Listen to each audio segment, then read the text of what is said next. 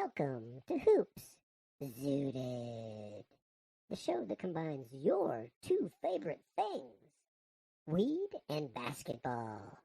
Pack a bowl, grab a seat, and join Evan and Colin as they get high and talk about Lakers basketball and whatever else comes to their wandering brains. Light it, don't hide it. Welcome. I am your host, Evan Moore, and welcome to Hoops Zooted with a little bit of upgraded production value this week. So we're here to have some fun. This week, I am got my old trusty Rick and Morty bong, and I've got a little bit of Skywalker in there.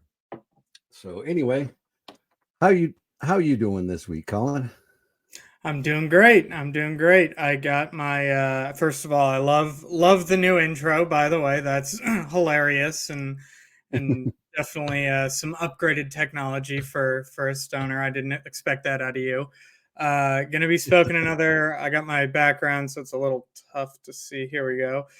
Smoking another pre-roll today. The strain is Cookie Glue. But got some stuff to get off my chest real quick before we get started. So as I think I've mentioned in the past, my three kind of other favorite sport teams besides the Lakers are the Packers. As you can see, you got the Packers stuff on. St. Louis Cardinals. I grew up in St. Louis. And the USC Trojans. So between those three teams, they've had a lot of success over the past 30 years of my life. But this season, they're all struggling very hard recently. St. Louis Cardinals were out of the playoff contention in June, which was whatever.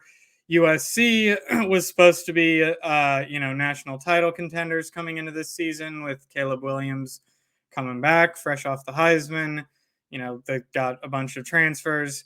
I told you all I went to the Utah game, which they lost with a field goal as time expired. The very next day, my Packers lost to, I think it was the Broncos by the same scenario by a field goal as time expired.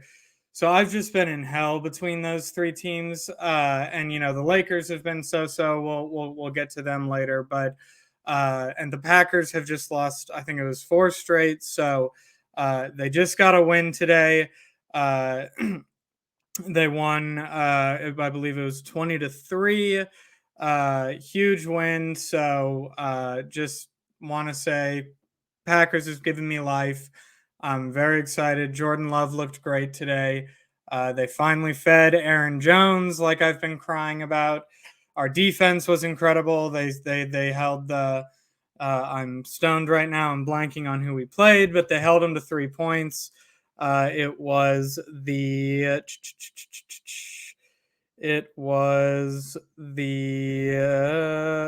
LA Rams. So they didn't have Stafford, but still held them to 3 points. Held their, kept their receivers in check. So I'm a happy camper right now, and excited to talk hoops tonight. So I guess I know we've got a guest joining us, so I'll let you introduce him, Evan. Yes, we do. It's a favorite follow of both of ours on Twitter, and someone who we really respect their knowledge and takes on basketball.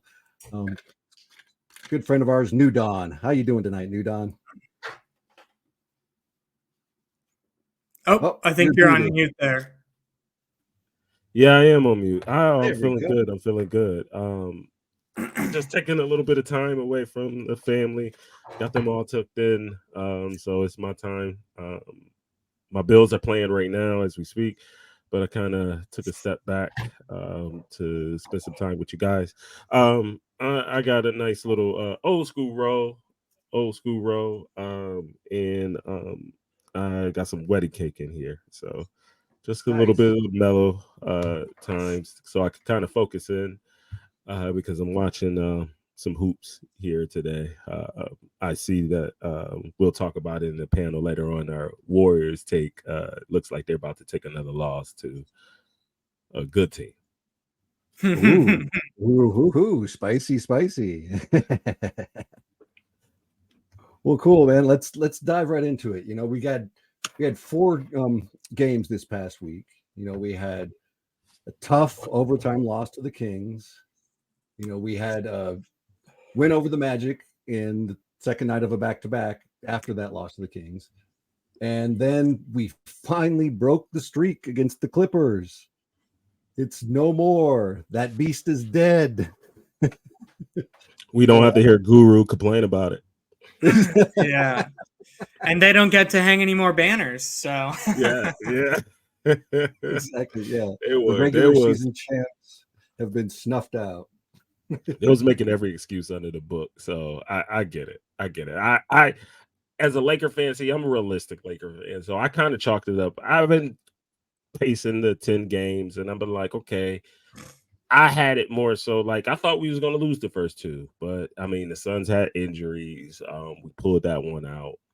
And then we lost to the Kings, a close one to the Kings. I felt like we just started out slow like we usually been doing, and we had an opportunity to win. I thought at that point they probably would have break the heck, especially after the Clippers game. I was like, okay. And then we get to the Magic game, and it's like once LeBron James shoots a one-legged jumper off a screen, I said, "Oh yeah, they're not serious." It's one of those nights. It's one of those nights. It was a Saturday in Orlando. They're like, "We trying to get to Miami as quickly as possible." Yep. And then we had, of course, the inevitable letdown, of course, against the Magic, and the way things have gone with this team so far, everybody's, been blaming the usual suspects, but, everything that I keep looking at with this team is it's player related and it's effort related here in these first 6 games. And especially it was so glaring in that Magic game. It was like they just didn't want to be there. It was just like, yeah, we beat the Clippers. This game doesn't matter. Like, let's go to Miami, So that's been frustrating, but there's still some positives with this team. We are down, 5 players. One of them, granted, is JHS, who's probably not going to get any playing time this year anyway. But those the other players that are down, are important pieces in this team. So that also has to be taken into account. So it's an unfortunate slow start with the way things have gone in the West, but I'm not panicking or freaking out at the moment. How are you guys feeling about things? Yeah, I think injuries are definitely creeping up on us a little bit, especially with the Vando injury seeming to get that timeline is seeming to get extended further and further. I'm hoping he'll be back in a couple weeks, but we'll see. And I've been saying I think getting Jared Vanderbilt back is going to cover a lot of these holes that we've seen, especially defensively. I think having him out has we've really missed him. Now we've got the Gabe injury creeping up, and the Rui eye thing. So injuries are creeping up a little bit. So full transparency, I was traveling this weekend. I had a wedding, so I did get to see the full Clippers game, but I missed the entire Magic game. So I guess lucky for me, I got to see the good one and missed the shitty one. Yeah. But to talk about the Clippers game real quick, was really impressed with our guys on that one. I forget how much we were down by. I think it was it 20 something? But to come back like we did in the second half. It's 19. I think we got as high. I think they 19. Got as high as 19. Yeah, so almost 20 to come back from that. On this, I guess it wasn't a second night of a back-to-back, but to come back from that, and to have Christian Wood play, phenomenal defense again. I think he had 10 or 11 rebounds again. Cam Reddish was clamping up dudes. So I was just really impressed to see how he played defensively that game, because I know that had been our concern previously was, oh shit, this team's looking kind of sketchy defensively besides AD. And then obviously to watch AD and LeBron just go GOAT mode offensively against the Clippers and kind of remind people that they really are the best duo in basketball when they want to be on both sides of the ball. So that was awesome to see. But like I said, Clippers game I missed because I was at a wedding. I did record it, and when I got back late last night from the wedding, I was like, you know what, I knew I saw the score, so I knew we had lost, and I knew we had lost bad. But I was like, you know what, I'll give it a shot. I'll start watching it, and I got about 5 minutes in and said, fuck this, I'm out of it. I'm low on sleep. I'm out. So I'm gonna let Evan and Nudon kind of recap the Magic game. But I will say, in my opinion, from I watched the highlights and I've obviously seen the box score. I'm not worried about it at all. There's a lot of Lakers fans, freaking out, saying we got to make a trade now. D'Lo's unplayable. Gabe is fucking useless. All this stuff, even though Gabe didn't play last night. Gotta blame somebody. So yeah. Exactly. Yeah, so I'm not freaking out at all. Yes, it was a bad loss. Yes, it's alarming. When I saw the score, I was like, what the fuck?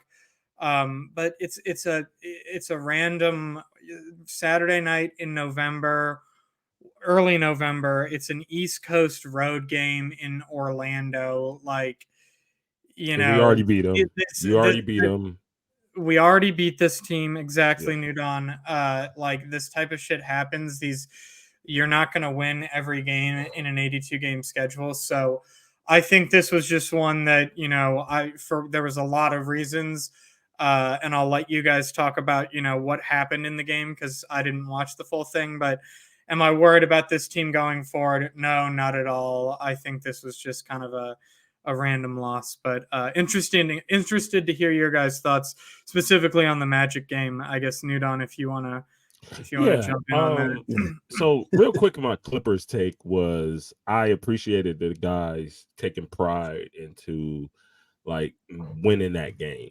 Like they realized early on that D'Lo was hot. Once Austin got it felt like with Austin, it felt like he realized at some point, like, wait, I'm a better basketball player than this. Then he was like, once he put Powell in the dirt, it was like, oh, okay. Yeah. Oh, yeah. I know how to play ball. Okay. Because I think he was doubting himself, like, can I really do this? And then he was like, he put him on the deck and seen him and made that shot. It was like, oh, yeah. We back now. We back. Yeah, I'm back. Okay, my bad, y'all.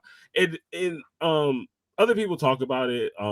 Some great guys on like Coach's Den and stuff like that. They talk about how that's the key to unlocking this thing, is that Austin got cooking, but it's really the guard play, and it's just the Magic game really showed how a bad D'Lo game.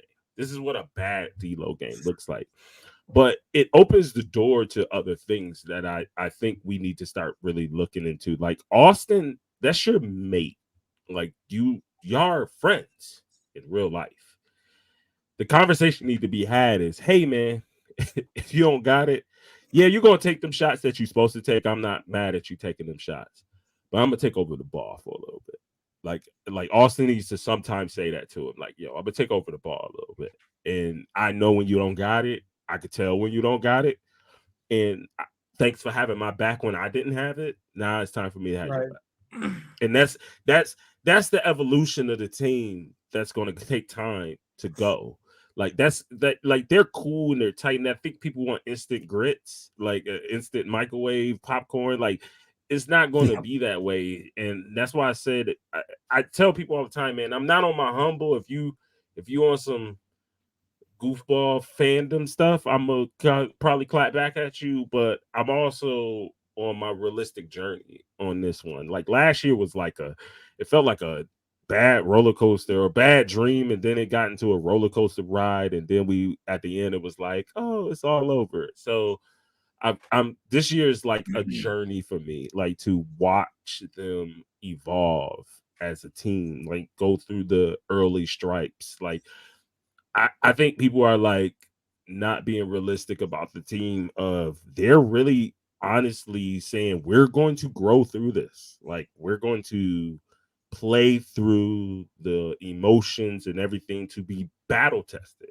I think the Clippers game was this measuring stick. The Magic game was just the disappointment. Like, you want to see a contender take teams out that they're supposed to take out.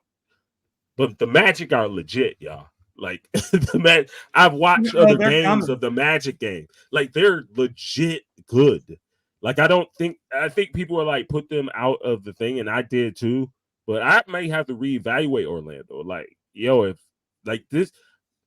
Monday goes the way I think it may go, then that would tell me, okay, Miami's probably the team that drops and Orlando takes its place. Because that's how I gave gave Miami so much props because they have done it over and over again. When we have doubted them, it's hard to doubt them again. But yeah, the way they have started this season is one of those things like, oh, where maybe the Magic are legit. So after they played us close the last time and we beat them, I really started watching them more. It was like, okay, these dudes know how to play. Like they're for real.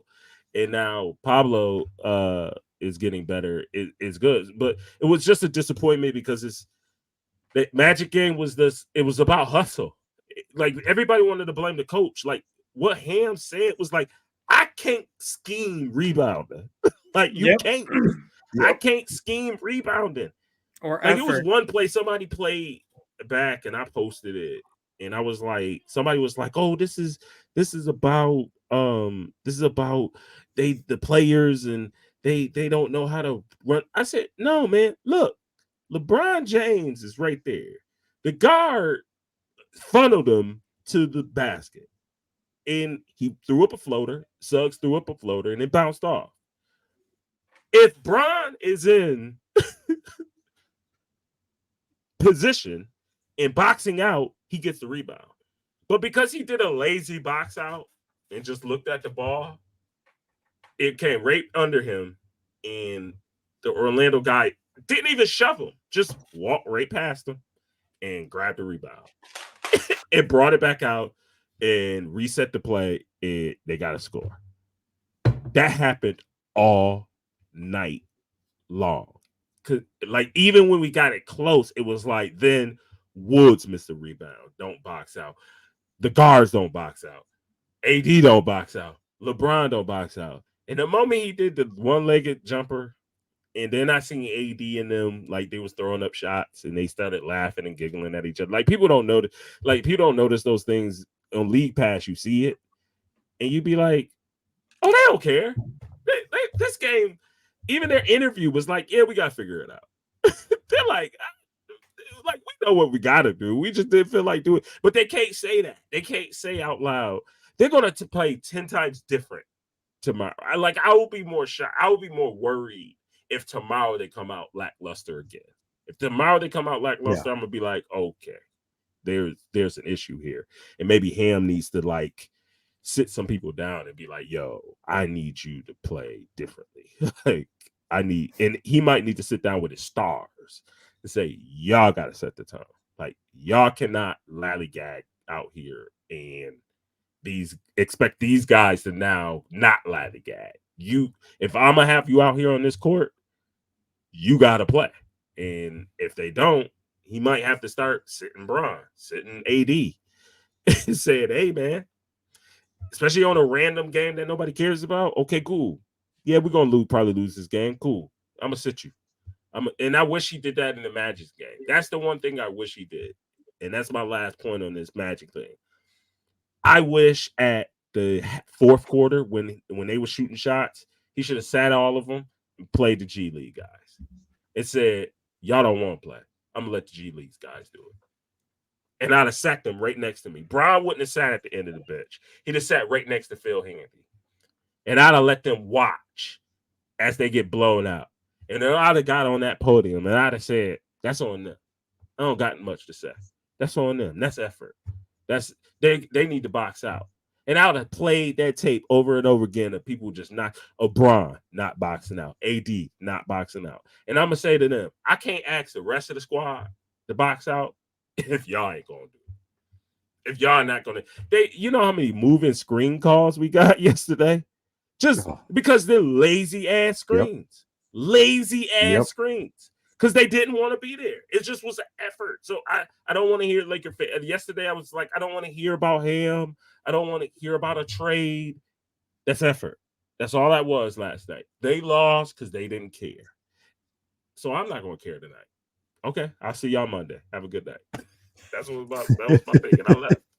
Real quick, we got to shout out to Rob Pelinka. We need to hire Nudon on the Lakers assistant coaching staff so he can give speeches like that to the team.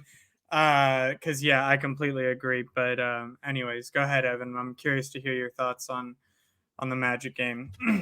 Yeah, I have to say that the one thing about that, and Ham at the end, talking about the rebounding, that's the closest that I've ever seen him, as a player's coach, to actually calling these guys out. So, maybe that gets through to him. We'll see. But like I said, I've never seen him, really kind of call anybody out, and that's probably the closest I've seen him do it. So, yeah, he was pissed. You could tell in his face, like he just didn't know what to say, but he just was like, I can't scheme it. He just was like, they gotta have effort. And when he got up, you could tell he was frustrated. Like he was like, yep. He doesn't know what to really say to these guys. So I hope that's enough for them to be like, yo, he not playing. Now Phil Handy, I think, would have been yelling and cussing. That would exactly. out of the cussing. That's what I'm saying. I bet they had a film session pretty similar to the one that Nudon just described, where they play LeBron not boxing out, AD not boxing out, just play the self-inflicting wounds just over and over again. And I also agree with what Nudon said, and I don't think we won't see this effort against Miami. Once is an outlier, twice is a trend, and I don't think we'll see it be a trend. So, one question I want to ask. Brian and AD. Oh, my bad. Brian and AD talked about how they talked about that and said, "Yeah, we got to start out better." But that's when I think they need to focus in and say it's on us to play better in the first half. Like we can't just let the other guys. And I get what they're trying to do, get their guys confidence. They have to set the tone in this season, because, I mean, other than Denver, which I think Denver just lost probably Murray for a little bit. I didn't see that. Did he get hurt? Murray got hurt. He had a calf strain during the game, and he left the game, and he didn't come back. So I don't know if there's going to be some news on that. But, yeah, then now Book got a calf strain too now. Yeah. So the West is not as – it's going to be – this is where you try to get your wins in, because it looks like this is going to be a slug of a season. Yeah. And that's what they got to look at it as. And these guys got to – I get it, AD. I get it, Brian. Y'all want to play 82. Y'all ain't playing 82 if y'all sitting up here playing around with teams. If these young teams is not going to – Magic is not coming to lay down to the Lakers no more. That's just not going to happen no more. They got to make some of these young teams got to make the playoffs. They got to make the playoffs, or some of them getting shipped out. These guys' livelihood is on the line. And the Magic is like, do they pivot or not? If they don't make the playoffs, they're probably pivoting. That means Pablo's not getting his money. That means somebody else is not getting – Cole is not getting his money. They all looking like, no, we got to get paid. So we got to make at least the play-in. We got to do at least what Charlotte was doing, where it looks like we're getting somewhere, and then now it just sputtered. But, yeah. So I got a question for you guys. There was one thing that I think we kind of skipped over in the Clippers game, and it was actually the one part of the Clippers game that got me most excited. And so when we were down by 19 and we were making our comeback in the fourth, one of the best rotations that we saw was the three bigs rotation, where for the first time all season, we saw Christian Wood, Anthony Davis, and Jackson Hayes all on the floor together. And in that Clippers game, it was fucking incredible. And I forget what the plus minus with those guys was, but it was a huge, highly in the plus range. Was one of the reasons we came back and won that game. So I'm curious, since I didn't really get to see the Magic game, did you guys get to see the three big lineup again in the Magic game? And if so, how did it look? And do you guys think that's going to be a dependable lineup going forward? Yeah, I did not see it in the Magic game, but I was also, kind of watching that game with a lot of, kind of angered disinterest. So it is possible that I might have missed it. I will admit, but Hate I actually, watching.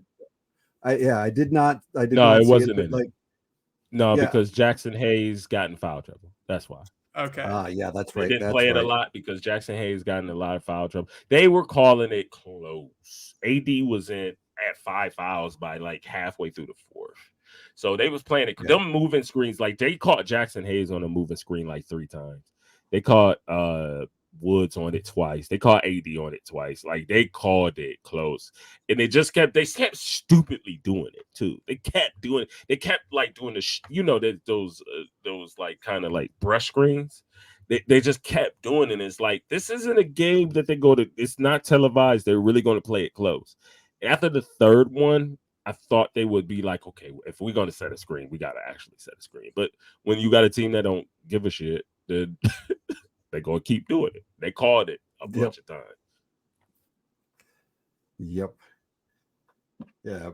So anyway, the nice thing about that Clippers game was that I feel like that was like kind of like at least a nugget in, kind of getting over the hump and like getting some mental toughness for this team, because I think that's the big thing that this team really lacks is that Mamba mentality. And I wish Kobe was here, that so he could talk to these guys a little bit more and kind of teach them a lot more about about the intensity and about just taking these losses better too. Like, so because I think a lot of us Laker fans take these losses a little too hard too. But anyway, I digress. And well, they're not I'm like the happy that 20. we're They don't at feel like the 500. 2020 team to me. Like this is They where I don't. say Yeah. the No. 2020 team was different. It was like they had a chip on their shoulder every game. Yes. Like that's how you go on. Don't forget they did struggle a little bit at the beginning of the season. Like it No, took them a no, little actually, bit till they like really skyrocketed. Actually, no, they didn't. They won. They lost their first game to the Clippers. They went on a 10-game win streak after that. Oh man, Then I they thought lost. they. Yep, Oh, okay. 2020. All right. They went on a 10-game win Stand streak. corrected. Then they lost a game. Then they went on a 9-game win streak. They only had one 4-game losing streak right before the 4-game losing streak happened right before the weekend that they beat Milwaukee, and then they beat the Clippers, and then they lost a game right before the shutdown. So they lost a game right before the shutdown, and then we got to the bubble, and that's all she wrote. But that team, they were rattling off. They was already, by the time the shutdown happened, they had first round. Exactly. They had the first. They had it locked. It was like there was no way people were going to catch them. It was going to be difficult for people to catch. People were talking about like, can they shut down AD and Bron for a little bit at this point? Like that's what people were talking about. That's why I was like, everybody says, well, they got this 2-month rest. They was about to get a 2-month rest because they was ahead of the first. There was a 9-game gap, I think, at one point. Because when we got to the bubble, they literally won 2 games, and it was like locked. It was like they were locked in, and they didn't even need to win the second game. They literally only needed to win one. And they already knew somebody was going to lose below them. That was going to lock them in. So they didn't even need to win the other ones. They only won 2. I think they only won 2 games in the bubble before of the startup. Of the regular season. Yeah, the bubble, 2 regular season games. I think it was the Clippers game. It was I think Denver. They at the last minute shot for Kuzma. He made the game winner. Those are the only 2 games they won before they went into the playoff mode. Like people people fail to realize that. Yeah, I felt we treated those like preseason games. Like they really didn't matter. Like, it was like, that's the only time they didn't care. That was the only time that you felt like they was just getting their win. But they knew they were going to win it. Like they was like LeBron didn't feel like you was sweating. They was all laughing. Everybody was like, they lost that first game. It was like, oh yeah, we figured it out. We're bigger than y'all. And they beat them. And then after the Rockets game, they was like, oh, we're bigger than y'all. Okay, cool. And after the Denver game, they was the the first Denver game and then the second one, then they figured out, oh wait, we're just more skilled than y'all. And then the Heat game, they just was like, in the Heat game, it was just like, we're better than y'all. Like, and then they beat them, and it was just, and you just look back at that team and they had just something to prove. And it just feels like, I wish this team felt like they have something to prove. And it still feels like AD has something to prove. But I don't feel like the other guys feel like they have something to prove yet. And that's what scares me. I want Austin. Especially, I think if D'Lo get it, I think that's the key. If we could get D'Lo to figure out in his mind, if you win a championship, you will seal your fate in this league. Like, you were an all-star. You should have skyrocketed. If you just figure this thing out, this thing called basketball out, and how to play with LeBron, and be that guy, and be able to get the Lakers to 18, everybody on this team will seal their fate in the pantheon of just basketball. 100%. And one name that you brought up that I do just want to touch on and follow up, since Evan and I, always talk about him, but we were talking about him last week, is Austin Reeves, who, last week we were talking about how he was struggling, and we kind of explained why we weren't worried and why we thought, he would eventually snap out of it. So just a quick follow up on that. He kind of it's looking like he has not fully snapped out of it, but he is snapping out of it. In the Clippers game, I can't remember how many points he had, but he played a great game. He had that great assist where he lobbed one up to LeBron, and LeBron had the one-handed dunk. And then I believe, again, I didn't watch the full Magic game, but I saw the box score, and I think he had over 20 points. So it sounds like he was one of the he had 15 on the Clippers game. Yeah, shot came back. He was only a -5. He had and I think the -5 comes from the 5 turnovers that he had early. 3 steals, 7 assists. He was very efficient in that game. He was more efficient in the Magic game. He was really efficient in the Magic game. But he had less shots because D'Lo went 1 for 10. So when you have that situation, you kind of just be like, okay.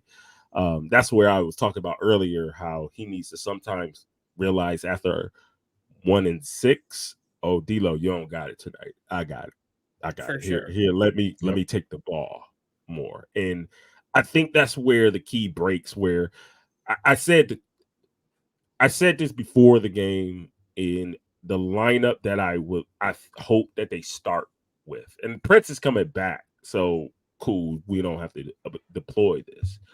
But I said until Prince and Rui was back 100%, I felt we needed to just lean in on the defensive side, which means, okay, move AD to power forward, move Bron to small forward.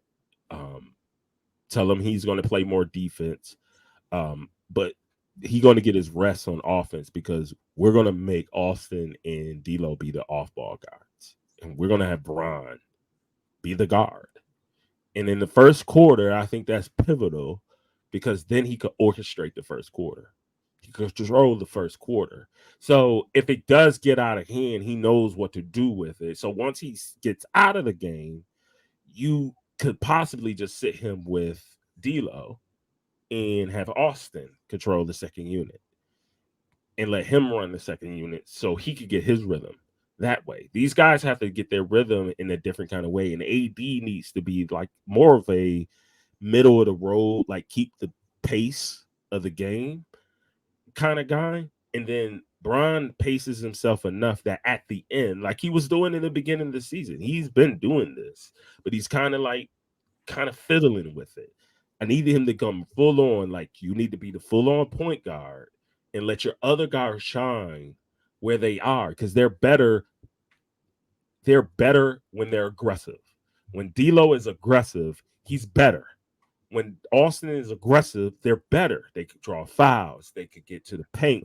They orchestrate better. They're not the let's slow up the game and try to do that, and then Bron is off on the corner. Like, no, Bron, you take the ball and you're like, all right, when it hits your hands, you need to do something with it. And that's D'Lo. that he ain't thinking playmate. Now he thinking attack. Austin, attack. So once he gets the ball, okay, I'm making a move, because that's what AD too. AD is so much better when he don't think about it. Just move, just get the ball, go. You got the skill set. You know what you're doing. Like, these guys know what they're doing. They just thinking too much, and they overthinking it, trying to figure, let me fit in. How can I? No, just play. That's what was better about the last season. They just play, just play the game. Y'all know how to do this. Play, and if I they think do that, they'll be good too. Yeah, I think we all agree we'll see that. Hopefully, tomorrow we're recording this Sunday, and tomorrow they play the Heat. So, but moving on to some other stories around the NBA, we finally had a James Harden deal go down. So, right after, funny enough, is actually, I think it was the day before we played the Clippers, but Harden wasn't cleared to play, against us. But yeah, so the full trade was the Clippers got James Harden and PJ Tucker, and the Sixers got, I believe, Robert Covington, Marcus Morris, a first-round pick, some dude named Philip with an F, and a couple of pick swaps. Is that correct, Evan? Anything else? Did I miss anything? That sounds all their about assets. right. They have no more assets. Yeah. So they're cooked. Exactly. And all these hilarious videos season. have come out now of, there's a few things that have come out. First, there was a hilarious video of Harden entering the locker room like the day that he landed in LA. Harden entering the Clippers locker room. And I don't know if he, because him and Russell Westbrook do go way back. They both obviously played on the Rockets for a little bit there, and they're both from LA. So I know that they're homies, but there's this viral video, and I'll be sure to share it from the Hoop Suited Twitter, of when Harden first walks into the Clippers locker room, and Russ is sitting there with his headphones on, and Harden walks in all creepy and kind of doesn't really look at him. And it's just this super weird dynamic. And it went viral and everyone thought it was funny. So then after that, it got announced, I think today, that Harden's going to make his debut tomorrow night, Monday, and he is going to start, which means their starting lineup is going to be Westbrook, Harden, Westbrook, Harden, Paul George, Kawhi, and of course former Laker Zubac. So I'm super interested to see how that looks. I think if Harden can go back to being a true two guard like he was at one point on the Rockets, it could actually maybe work. But I also ultimately think it's going to be too many chefs in the kitchen, also too many old chefs and too many injury-prone chefs. So curious to hear what you guys think. I know Evan. I guess let's start with Evan, because he was wrong about Morey finally giving up his precious. What was it? What were you calling him, Evan? Yeah, I was basically calling Morey Gollum, and Gollum, Harden was his precious, right. because he just wasn't going to give him up, so that finally happened, and it feels to me the way the whole trade went down too, it almost feels like Morey took a hit for the relationship, because Morey really got fleeced in that. I feel like, and but the Clippers also did give up a lot of their assets too. So I mean, it is fairly close, but at the same time, it just, I was really surprised, because I thought, with the new CBA and everything like that they were going to dig their heels in. They were going to make him, pay a few of these big, $500,000 per game fines, but it never came to that. And, I think part of that was the relationship between James and Morey. So anyway, James did say something interesting, at a press conference though, and I have it here on the soundboard here. I don't think when I'm in the leash, I'm not been just playing basketball every time. I think the game, and I'm a creator on the court. And so if I gotta a voice to where I can, hey coach, I see this, what you think about this? Then it's like, all right, somebody that trusts me, that believes in me, that understands me, that I'm just not I'm not a system player. I am a system. You know what I mean? So somebody that can have that dialogue with me and understand and move forward and figure out and make adjustments on the fly throughout the course of games. All I really care about. It's not about me scoring basketball, scoring 30, 34 points. In fact, I've done it already. So that's what I meant by that. The best part about that is that was like the auto-tune James Harden, which made that 10 times funnier. Yeah, you guys stepped on the tagline here at the end there. Hold on a sec. System failure. Wait. Play that one more time. Sure. One more time. System failure. That's yes, great, system man. failure indeed. That is great. That's how anyway, that press conference went. It just sounded like robotic. It was like, oh God, this is not going to go well. Exactly. So that's why I had to do that. And like, and to me also, like, what system are you talking about, James? We've seen your system. It has been a failure. like all these people that keep trying to convince everybody that, bring Harden to the Lakers, it's going to work. Bring Harden to the Clippers, it's going to work.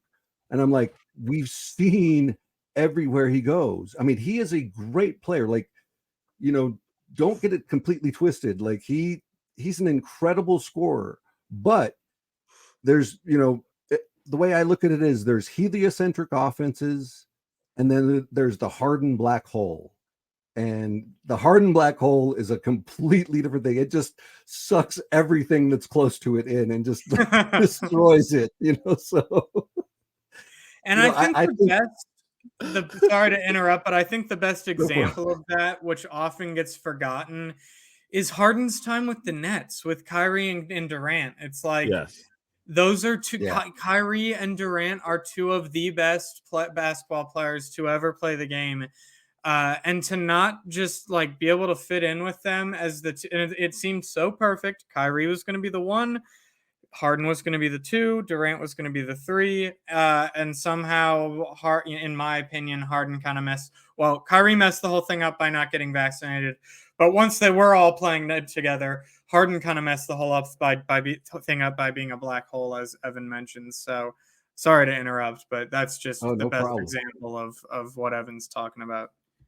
Yeah, no problem. So like, I don't see how, like, especially like they already announced that the starting lineup is going to have him and Russ together. And we've already seen what happens when you slow down the pace for Russ. We got to experience that here in LA. Like it doesn't work for Russ.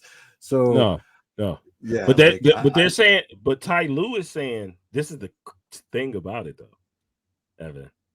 Ty Lue is saying, no, the off-ball guard is going to be Harden. Yeah. The guard with the ball is going to be Russ because we want to play fast. And I'm like, do you think Kawhi want to play fast? Do you think? I think Paul George wants to play fast, but does Kawhi wants to play fast? Or does Harden? No, that's what I'm saying. So exactly. Who's going to end up being the point guard? Is it going to be the guy that PG wants, or is it going to be the guy that Kawhi wants? I'm gonna let you finish up, and I'm gonna do my whole thing. That's a really good question, actually. Like, I hadn't thought about it from that aspect because, Paul George is playing really well right now, and you can say Russell Westbrook's a big part of the reason that he's playing really well. And when they was in OKC, some of the best statistical numbers came from Paul George at the time he was at OKC, and he talks about Russ being the reason for it. This is why I say people are not looking at they're both up for an extension. They got to choose somebody. And now they brought in another guy that needs an extension also. And you can let Russ go off on the cheap, or you can keep. So this is, I'm gonna let y'all finish up. I'm gonna go in my rant. No, and to back up what New Don's saying with just some statistical data, shout out to it's either Tim underscore NBA or NBA underscore Tim, but I saw him. He was posting because you're right, or Evan's right. Paul George has looked great this season, and Russ Westbrook has actually looked pretty great so far with the Clippers. And so this guy Tim underscore NBA, who posts all these great stats on Twitter/X, was posting these Russell Westbrook stats from this season, saying that he's doing like career highs on like dribbles per possession, like are all way down. Like basically all of his stats point towards he's playing at a very high pace with very few dribbles and a lot of quick passing. And so I'm just imagining, exactly what New Don's saying. Russ trying to like push the pace, and then he passes it to Harden, and Harden just slows it down, does his million dribbles. Everyone else is just waiting around as Harden does dribble till the clock goes out, and then does a fadeaway and it breaks or something. Out of the ball. Shimmy, step back, 3. Yeah, and then that's gonna anger Russ. And so, anyways, we all know where this is going, so I think we're all on the same page. So we're gonna get our first dose tomorrow night, and we'll be here next week on the podcast to follow up to tell y'all how it went. Yeah, so let's hear your rant on this, New Don. What do you got? So my whole rant is this is what happens when a team panics. I don't know what made the Clippers panic, but they panicked. And it wasn't, I would have understood it if they did the move after they lost to us. Like if the trade happens right after they lose to us, I could say, oh, that's the inflection point. I'm trying to figure out what did they see ahead that made them say, we got to get this deal done. That's the one thing that will be my trigger point to figure out like how this thing is going to implode, because they made a desperate move. They were fine. They could have made a different move later on that would have put them in contention. But what they have now done is they put themselves behind the 8 ball on this one, because now you got to integrate this guy that you want to play now off ball. Also, you're going to have to ask both these guards to now play defense in space. Because now all I'm going to do as an offense is play like for instance, the Lakers. The reason why they were able to do what they did is because Woods can guard Paul George and Kawhi Leonard in space. Oh, if you want to go tween, okay, because all I'm going to do is I'm going to let you either try to blow past me and, AD's right behind me, or I'm going to just let you just try to shoot over me. That's it. I'm not giving you nothing else. You can do all this dribbling all you want. All Woods did was stand in space and just was like, all right, dribble, dribble some more. Oh, step back. Oh, yeah, I'm a contest. Okay. Did you make it? We're going down court. That's it. That's all they did. All the game, the whole game. So now, and then when you can't have a multitude, what you need to do is have multitude of bodies to throw at LeBron James to just stop this locomotive from coming downhill. Because LeBron James has figured out, I'm still stronger than everybody else. So that game when they played against the Suns, where he just was like, I'm just going to blow past everybody because I can, and you're not going to stop me in front of me. He did it. And then AD figured out, I'm just going to shoot over top of you because I'm more skilled than all of you. And once these dudes figure that out, it's over. So now what the Clippers have done is taken away the bodies. You could have threw Morris, threw Covington, Coffee, all these guys, throw bodies. But you can't throw another body at them, and your guards can't guard in space, because now you're going to have to ask D'Lo. You're going to ask Harden and Russ to guard D'Lo and Austin downhill. Okay, good luck. Oh, and by the way, you don't think we're gonna switch LeBron onto Harden somehow? Or that? Yeah, we're gonna stick the two best our two shooters. We'll just fine. Bron, you bring the ball up. The two guards going to the corners. Yeah. And AD and me gonna throw pick and rolls, or me and Woods is gonna do pick and rolls, and I'm gonna put you on a switch. And Russ, now you gotta guard me. Russ, you gotta guard AD in the paint. Yeah, you strong, but you ain't taller. Mm-hmm. It's over. It's not enough bodies to throw at them. They're gonna have to rely on them to produce enough offense to just overtake our offense, and it's just not there. It's just they're not gonna be able to. It's really gonna be a shootout, or it's gonna be just a defensive struggle, which they can't win. So that's why I felt like that was just a bad deal, and that says that gets you out of the running for us. That gets you out of the running for Denver. That gets you out of the running probably of the Golden State, because at that point they can also play you in space and make you have to try to guard Stephen Curry off of screens. You think Harden's coming off a screen? Do y'all think Harden's coming off? Do you think Russ is? But Harden's not coming off a screen hard. He's going to come under the screen. He's not trying to get bumped off. Have y'all seen his career? That's why I said this was a stupid trade. It was stupid. It helped Philly because now they already had him up out. They got him up out of there. They got assets. And by the way, if Chicago implodes, cool. We got enough assets to go probably get DeRozan to come out here and or shoot LaVine. Midi. Yeah, or LaVine. Have them shoot their midi, and they don't have to be they're not the number one guy. They know Embiid is, and we don't have to worry about this other guy, and we can have this younger asset for longer term. Or even if it's DeRozan, we still have this asset that we can utilize to try to at least get to Eastern Conference Finals to stat pad, because I don't think Embiid really cares about championships all like that. I think he just wants the appearance that he's a championship so he could go to the Hall of Fame. I don't think he gives a damn about championships, but that's neither here nor there. But what I honestly just believe is that that's what they did, and they put themselves in a better position than the Clippers. This was put the chips all at the center of the table, and we're going to try to hope and pray that we win it this year. And we at least get to the finals. That's what they want to do. They want to exercise that demon. Let's get out of the Western Conference and get to the finals. If we lose in the finals, so be it.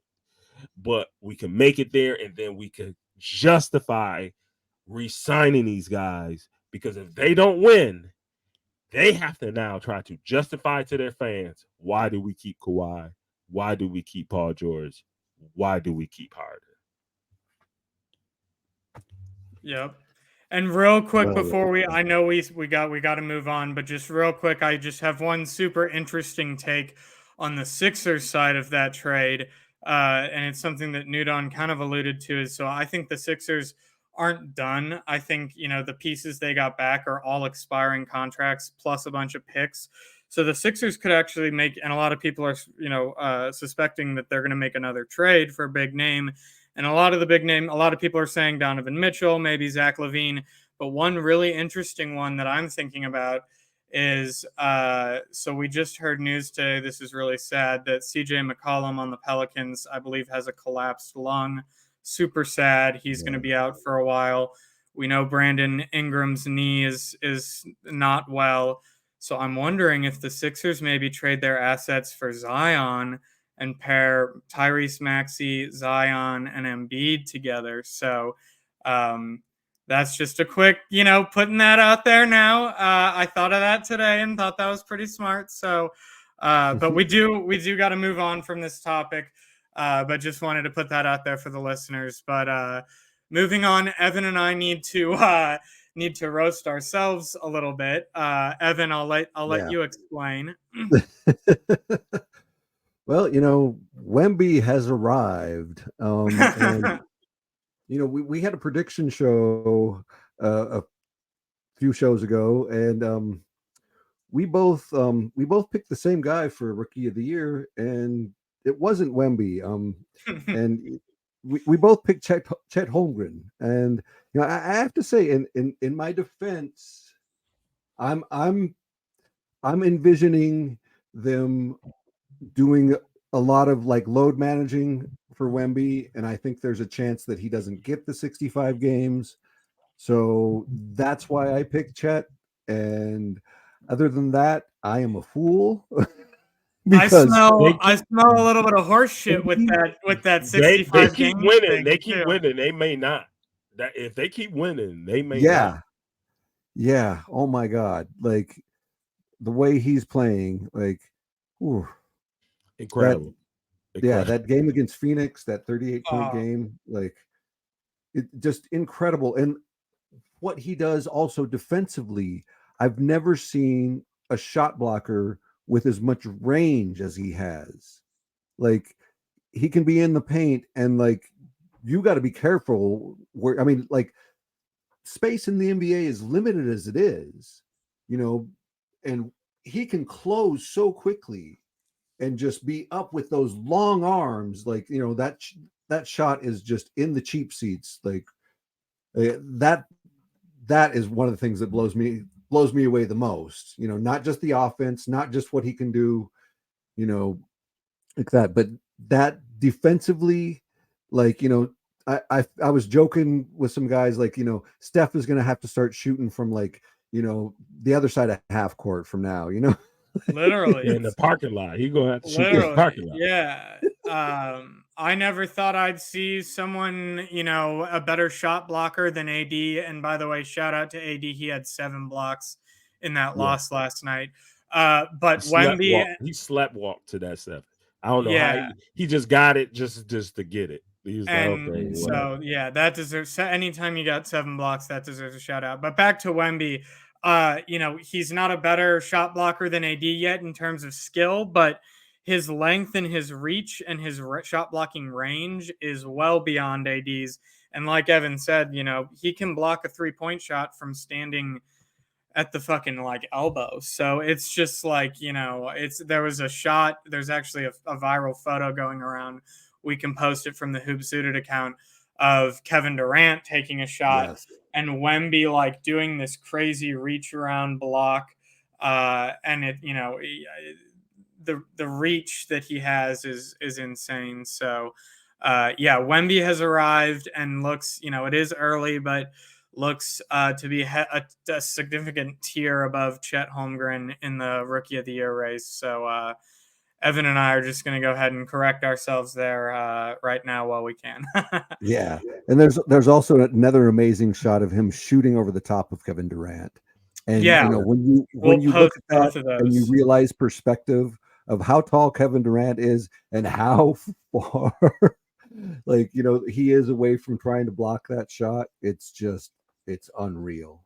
That kid is going to be, if he can stay healthy.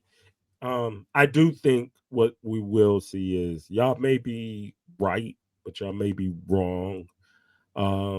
Because I think once teams start to be like, oh, when the games start getting serious that we can't lose to a Spurs team, they're going to put a body on him.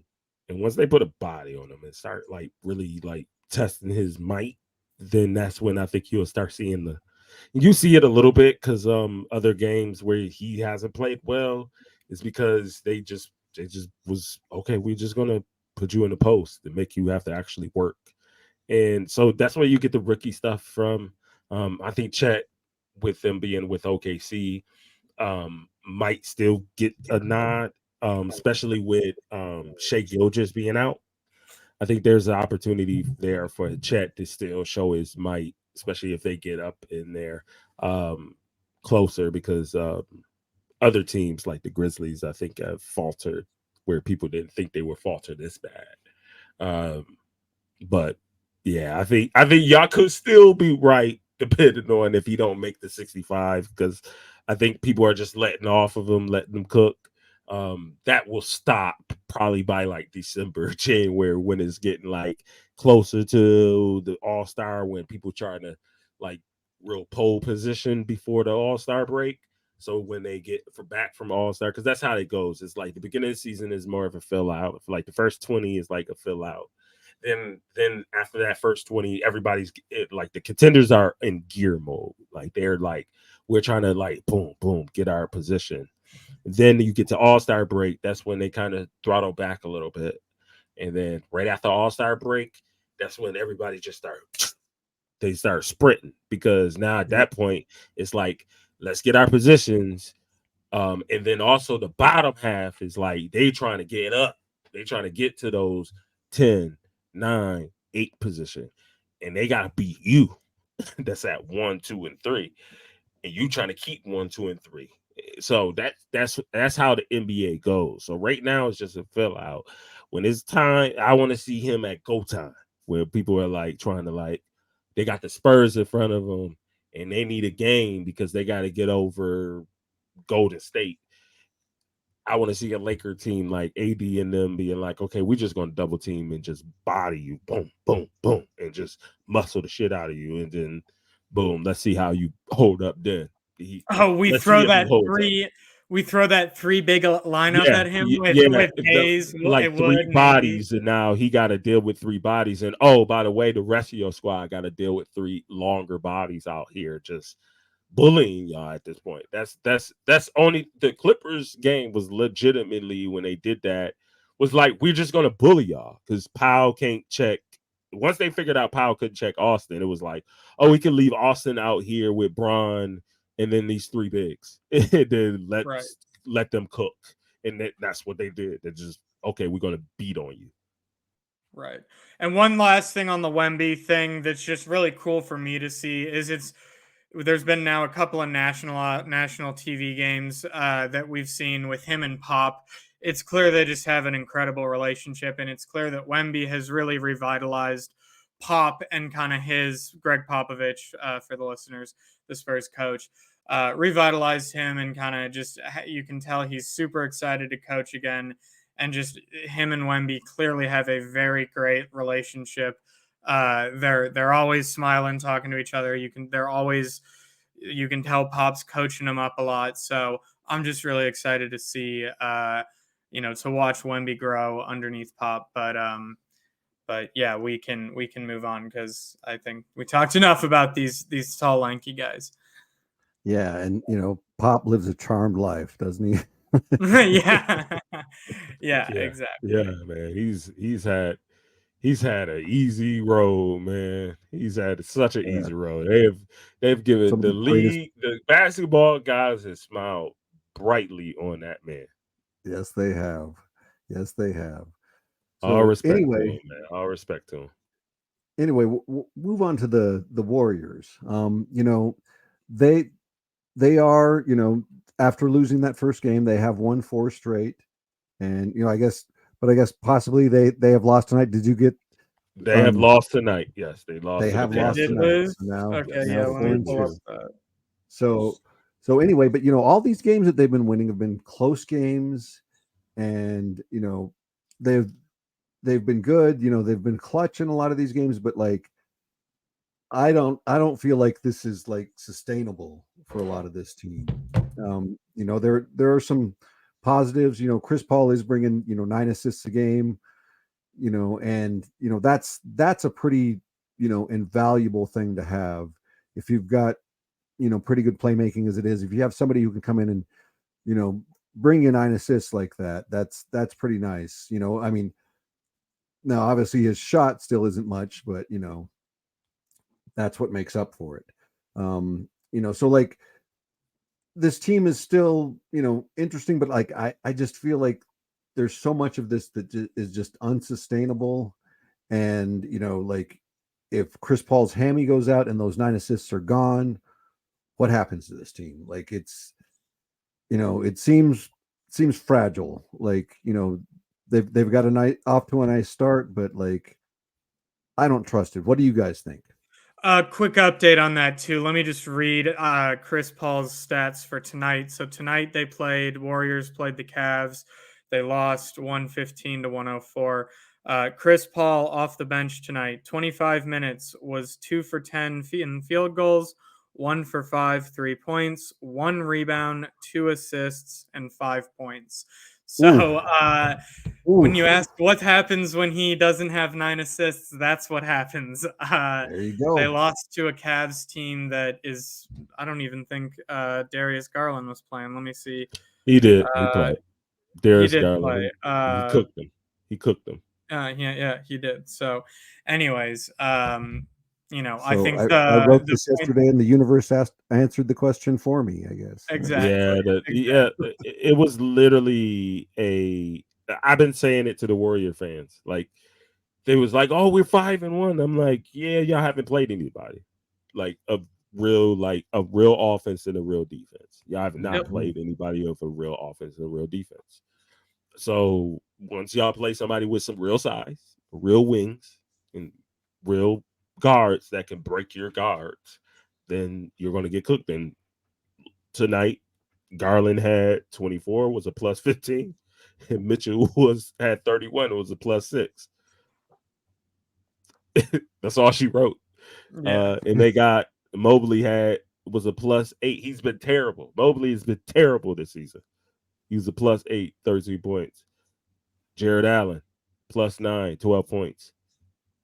You have guards, you have bigs. You could beat this Warriors team. That's just simple formula.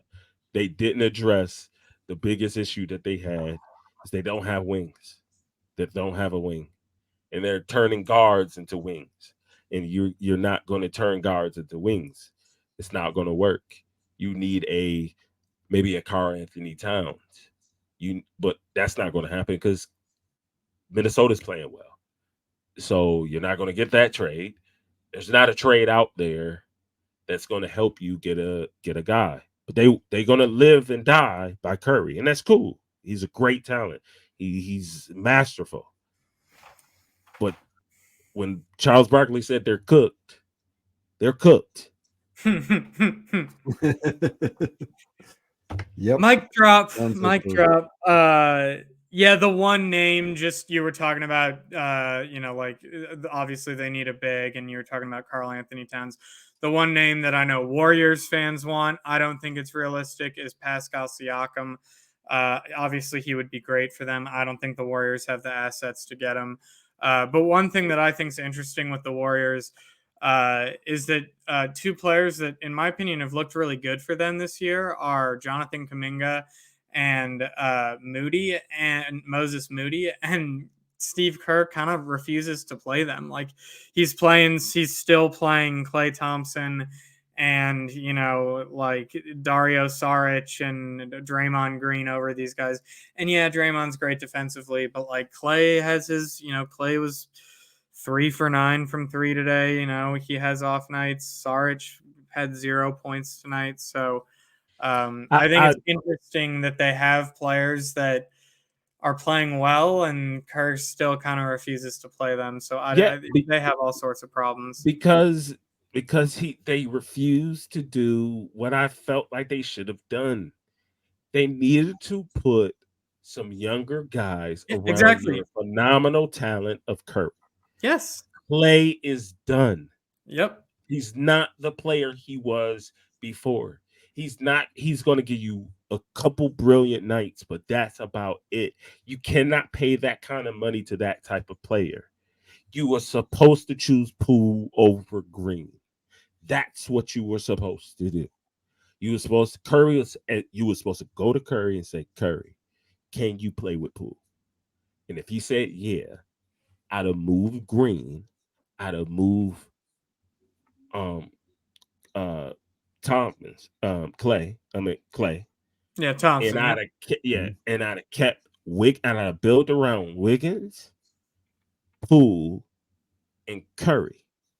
And I'd have got me a big. And you still got Kuminga and me some Moody. wings. Yeah. You would have had Kuminga and Moody. And you could have got you some wings with that money, and then you would be good. But they like, no, you're not building around. I'm not saying build around Wiggins. You're building around Curry. Curry's your guy. And Curry can still play the way he is. But y'all trying to just, again, pull the chips off in the center of the table. And You were not built for this league. This is a wings league.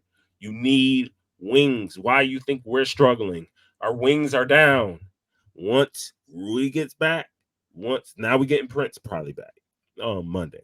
Probably gonna get Rui. He'll be out of concussion protocol soon. He's already doing workout, so he'll be out soon. Once we get them two back, once we get Vando back, everybody's saying when we get, that's all our wing depth. Now we could just throw bodies at people, body, all night. So he don't have to then throw Bron out there.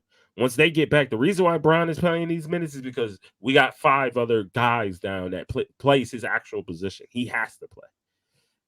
That's why he's playing these minutes. He has to play, and he understands that. That's why he's pacing himself.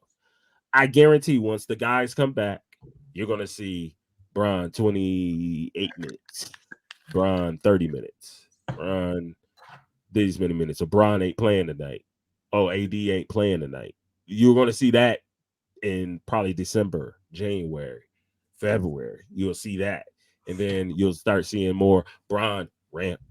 And then you'll see the rotation starts to shrink. It'll be down to like 9 guys at that point. We got to play 8 guys out of necessity. But that's the Warriors don't realize that, and they didn't realize that, and they went with their route. That's cool. Go that route. But now you played a team like I thought. So I wanted to see this Cavs game because you played a team with the right formula.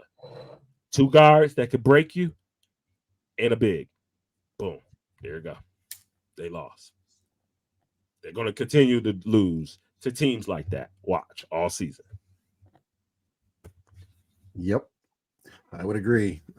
Like, not having that size, it's, people talk so much about, defense wins championships, but, rebounding is just as important. And like, you need both. That's how you finish the defense.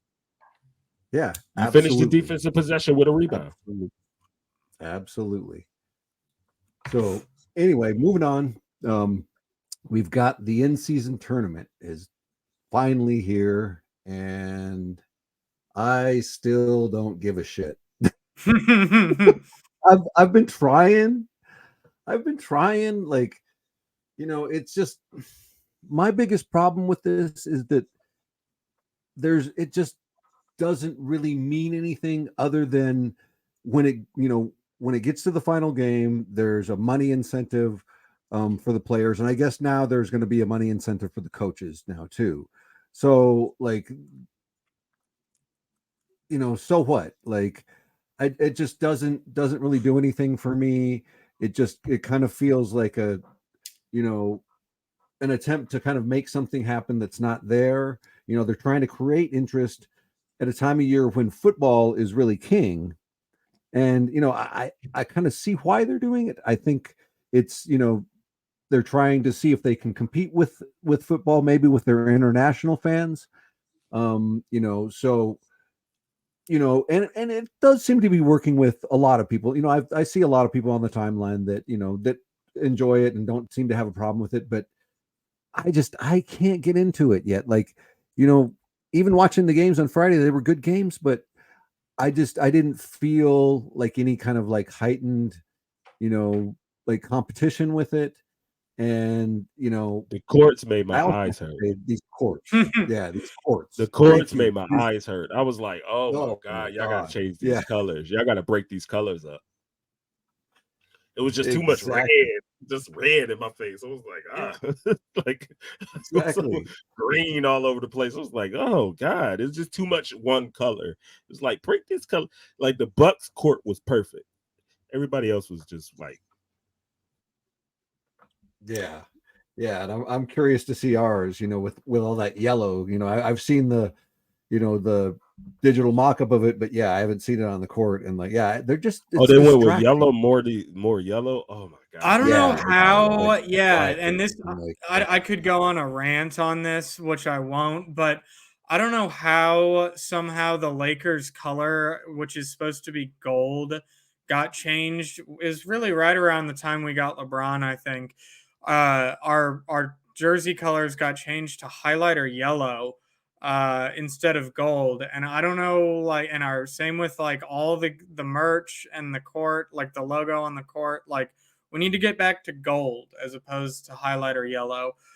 We can have an alternate with some highlighter yellow or whatever, but like let's get back to gold, purple and gold, like the old days. But anyways, that's a I think it's Nike. conversation. I honestly think it's Nike. I think once Nike was kind of like moving in, because that's around the time LeBron came, was around the time that the NBA was moving towards Nike being the main dude. Right. I think that's when the colorway went. Because if you notice, a lot of Nike sneakers don't have gold. It has more yellow. And this is funny. This is just leads me to how I feel about the in-season tournament is also how I feel the exact same way about the NBA City Edition jerseys, which the Lakers actually are fortunate. I think the Lakers did get pretty cool ones this year. We got these, we'll post them from the Hoops Suited Twitter, but we got these black ones with an homage to the 60s with sort of like a triangular lettering, black jerseys with like purple triangular lettering that says Los Angeles. But some of these other City Edition jerseys that these other teams got, oh my God, it's like some of the most hideous shit I've ever seen. And it's just a classic example of if it ain't broke, don't fix it. Because in past, like the way that these City Edition jerseys work is they've been doing new City Edition jerseys for every single team each year. And they've been doing it for like 5 years now. And so like the first couple of years, they've created some really cool City Editions for a bunch of teams. Like the Heat had like a super cool Miami Vice one. The Suns had a cool, like the Valley one.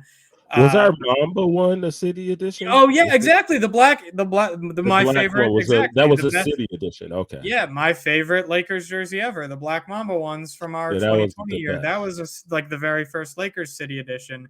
But the fact that they do new ones the NBA forces new ones to, of course, as a merchandise, sales play. And so basically, long story short, I feel about the in-season tournament is similar to the new City Edition jerseys every year. They're just kind of throwing some bullshit at us, hoping to create some generate some revenue. And I'm with Evan. I don't really care. At least the Lakers jerseys don't suck this year, but hopefully the court, doesn't blind us. But yeah, and it would be cool if a guy like Max Christie or one of these rookies got, an extra $1 million if we won it. But, the majority of our roster does not need any extra money, especially LeBron James. Oh yeah, everybody pretty much got paid on our team. I still don't understand it. I still don't understand like how it works. I'm guessing it's like because I watch a lot of WNBA, so I feel like it's like their Commissioner's Cup, right? Where they play the games in season and then they have tournament games. But they don't have like a Champions League in soccer. Yeah, like that. I wish they would have just did a full-on tournament in the beginning of the season, like for a warm-up of the season, and then did a shorter season. Because, I think 82 is just starting to get to be too much. I think it's too much ball, and it's just these guys are playing just rapidly, and I think this is an acceleration of. I don't think the load management, like they said, was protecting them. I just think the acceleration of just the game playing that fast, that type of pace, so many more days. Like Lakers just came off of 4 games in the last week. Like what we had a game going on the road again. Yeah, we had literally we did a back-to-back, then we had a day off game. 2 days off game, a day off game. It's like, somebody's gonna have a quad injury. Yeah, somebody's gonna have an Achilles injury. Yeah, somebody's gonna have this kind of injury because it's just so many people so fast all the time. Like Booker, he was out, then back in, he's back out with a different type of injury. It was like ankle, knees, toes. It's like what? How did he get this injury? So it's just, I wish they would have just went like, okay, let's just do a tournament. They could have just easily been like, okay, let's do a in-season tournament where everybody plays everybody, like a round robin based on like last year's results, and then do the round robin for like two or three rounds, and then that seeds everybody, and then boom, just go through it. And then by the time you finish it, you're getting into another season. You could have done it by Christmas, and then you get into the start of the season on Christmas. And then boom, that goes into the season, and boom, you go through that. So then they can. So if you have an injury in that, where it don't affect your season, because now people got to adjust on like even in now in the season. If I got LeBron James and I'm in this cup and it's a championship game, and it means what if we sit him or not? I'm not going to force him out there to win this championship cup that don't mean nothing to us. So what's the meaning for it? LeBron James takes that risk because, I'll probably have like a couple of days off because it doesn't affect my season. That's the mindset that you're going to have in this whole thing. So it does seem like they're a little more competitive. Like, I think more competitive for like the weaker teams. So the contenders aren't going to give a shit, but the weaker teams, and I think that's the good thing about it. Like, you're going to have weaker teams beating contenders in these tournaments because they're going to be like, oh, we don't care. We care about the bigger picture. So, but that then affects your ratings later on in the season. Oh, remember that random tournament game you played Orlando and you just was bullshitting Golden State? You was like, oh, we can lose to this team. We don't care. Oh, yeah, now you're a 6 seed instead of a 5 seed because of that loss. They're going to be like, oh, we got to take this seriously next year. That's how you grow it. I think that's how it's going to end up growing more interest in it, because the media is going to point out that time when they lost in this tournament. They be like, well, that directly affected their seed, and if they was on this seed, they probably make it through, but because they had to beat this team and they lost, boom, okay. That's because you didn't take the tournament seriously. If you took the tournament seriously and went all the way through it, you wouldn't have had this random game you lost that then caused your seeding to be bad. That'll get into their psyche, but that's going to take time. So it's just going to have to grow on people. But I don't care about it right now because I don't understand it. Yeah, and that actually gives it meaning. Like if it actually counts for something, for seeding, there's meaning, because this, like I said, this tournament has no meaning other than that cash payout at the end. And it does count. The games do count towards your regular season record. Sorry to interrupt. It counts towards your regular season. Yeah, but like that's it. Yeah, exactly. So it's just kind of whatever. And then you have, if you make it to the championship game, those two teams are playing one extra game. They're going to be playing 83. So like, I also felt like, why not at least have some sort of incentive of, if whoever wins that game gets an extra win, in the win column, that helps with tiebreakers or something like that. Oh yeah, or they get the tiebreak. They always get the tiebreak. The automatic. Exactly. They get an automatic tiebreak, some sort no of matter incentive what. like that, because or they get home court advantage in round one of the playoffs or something. Yeah. But an automatic, exactly, I would say this: an automatic tiebreak will be easy for them, because, like, if you're tied for 5-4, and I lost the season series to this team that's at 4, now I get the automatic. So it don't even matter that you beat me on the series. I get the automatic because I won the tournament. That will now incentivize people to be in the tournament, because you don't want to be that team that you done worked your ass off. You beat this team in this thing, and it don't matter because they got the automatic. You're like, oh, we should have took that shit seriously. See, I think that will, like, stuff like that, or even what you just said, like an automatic first round. I think that will incentivize people to be like, to give a fuck about it, because the players aren't going to give a fuck about it. And when I say the players, I'm talking about the more higher seeds, the 1, 2, 3, 4, that's actually like contenders. They're not going to care. Those bottom feeding teams, like the the Grizzlies right now and all these other bad teams that's out there, they're going to give a fuck about it because these games might be the only time they get a championship run is this time. And like, cash bonus. Yep, and it's a cash bonus to us. So it's going to be those younger teams that got a whole bunch of guys that aren't making trillions and billions of dollars like these other guys are. They're going to play hard because they're going to get that money and all this other stuff. And those younger, that's where you get the intrigue. And if they add that other incentive of like, that's how you get the contenders to care. You get the contenders to care because it's like, oh, this is going to mess up your contendership. You can lose out to one of these bottom feeding teams, and now you don't got the tie break. So now you're a 6 seed instead of a 5. You're a 4 seed instead of a 3.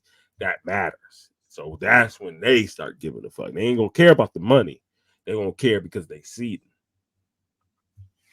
So I think we basically just solved the NBA in-season tournament. So we'll be sure to clip this and send it to Adam Silver. And I want some money if they do that. We'll get this thing fixed for next year. But how about we get into some NFL talk? What do you guys think? I know we're running a little low on time here. Yeah, let's do it, man. Yeah. So as I mentioned at the beginning of the podcast, my Packers had a huge win today. I'm feeling on top of the world.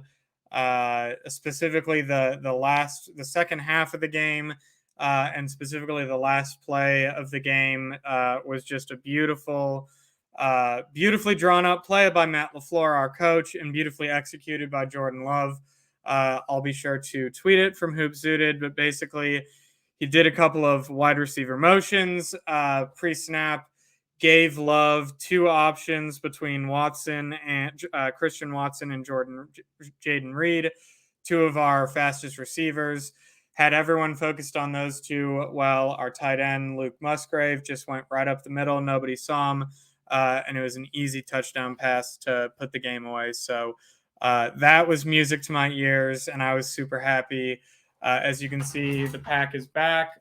But I really want to hear Evan's take because the Ravens, I don't know who they even played, but they beat the shit out of whoever they played. And they're starting to look like they might be, the number 1 or 2 ranked team in the entire NFL right now. So, and then I know Nudon's a Bills fan too, so we're going to get into that. But Evan, how are you feeling about the NFL right now?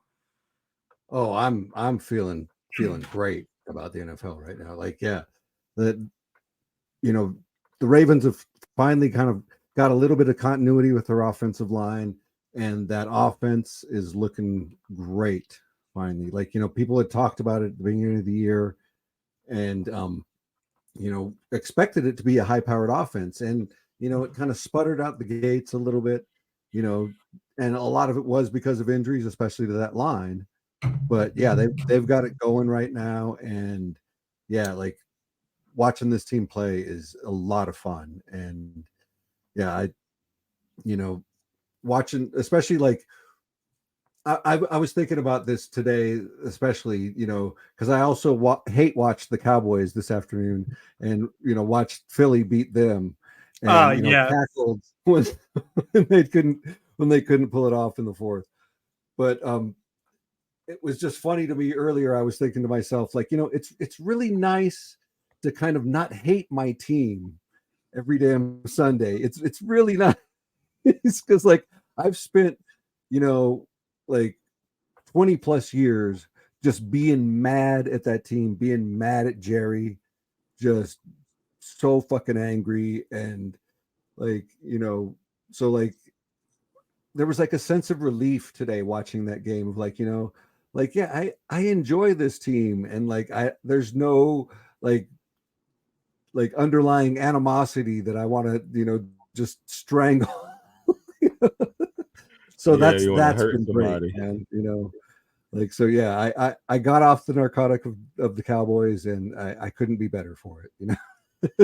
And you guys kicked the shit out of the Seahawks today too, which is Seahawks. Yep. No joke. The Seahawks, I believe, were 5-2. I think you guys were both 5-2 going into that game. So you guys won like 38-3 or something crazy. And this new running back, we have all over the course of this podcast, Evan and I have been talking about kind of the one potential issue with the Ravens is their running back depth with since J.K. Dobbins tore his Achilles in week 1. And you guys had some kid who I'd never even heard of this week go off for like 150 yards and 2 touchdowns. So he's, I know, going to be the top waiver wire on every fantasy league this week. So exactly. He was on my fantasy. He was on my fantasy. I think his name is Edwards. No. So that's not Gus Edwards. Gus Edwards had a good game. Mitchell, I think. Yes, Mitchell. So this kid's a rookie, and it was his first game playing today.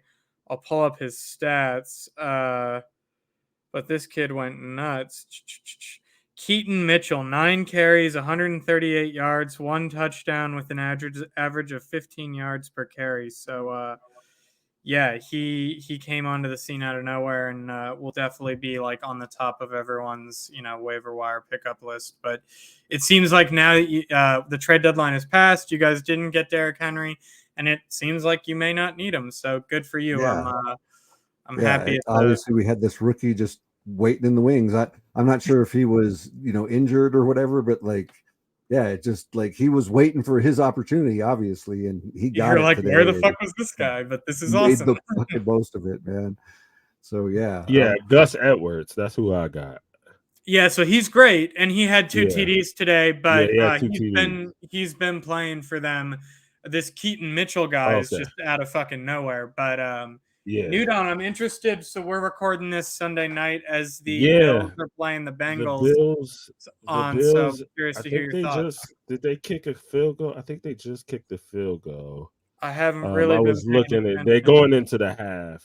I'm pulling it up now. It looks like it's 21. Bengals are up 21-7 at halftime. 21-7 at halftime. Yeah, so they must have missed the field goal or whatever. Yeah, the Bills are just. They had too many guys lose. Once they lost I forgot his name, linebacker. Tremaine Edwards, the guy that went to the Bears. The Bills? Yeah, I believe the Bills. No, Edwards. The Bills. I forgot who it was. Malone. I forgot his name. Von Miller? No, not Von. Von's there. There's another one. Pollard, I think, is down to. We lost another cornerback. Was it like Mike Miller? So I think I know who you're talking about. Yeah, a couple of the guys we've lost on defense. We've lost a lot of guys on defense. Milano. Yeah. We lost him. Once we lost him, and just White. Once he tore his Achilles, it was like. It's just too much. It's a pile on, and you're now relying on your offense to give just everything they got, and it's just they don't have a running game really that they establish. I feel like the coaching from the offensive coordinator is just bad, and I think they have tuned out their head coach. I think they have tuned him out. I don't think they believe that he is the way to go. So I could predict that once this season is over.